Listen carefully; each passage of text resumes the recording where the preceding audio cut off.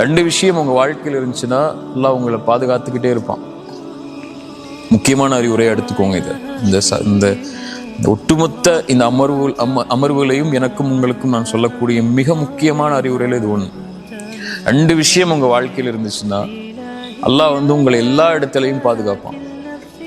ஒண்ணு, குர்ஆனை காலையிலையும் மாலையிலையும் ஓதுங்க. ஒரு பக்கமாவது 5 ஆயத்தாவது குர்ஆனை திறந்து, மொழியாக்கம் தெரியலனாலும் கூட பிரச்சனை இல்லை, குர்ஆனை திறந்து காலையில ஒரு 2 நிமிஷம் ஒதுக்கி ஒரு 5 ஆயத்தை ஓதுங்க. உங்களுக்கு அவ்வளோ வேலை இருந்துச்சுன்னா அதுக்கு மேல ஓத முடியாத அளவுக்கு, அல்லது இரவு தூங்கும் போதோ மாலையிலையோ 5 ஆயத்து குர்ஆனை ஓதுங்க. 5 ஆயத்துங்கிறது 5 ஆயத்தை தான் ஓதணும்னு நான் சொல்லலை. அவ்வளோ அதை விட உங்களுக்கு நேரம் இல்லை அப்படிங்கிற பட்சத்துல சொல்றேன். குறைஞ்சபட்சம் உங்களுக்கு தாய் தந்தை உயிரோடு இருந்தா ஒவ்வொரு நாளும் அவங்கள்ட்ட பேசுங்க கண்ணியமான முறையில். இந்த 2 நீங்க செஞ்சீங்கன்னா அல்லாஹ்வுடைய பாதுகாப்புல இருந்து நீங்க விலகவே மாட்டீங்க.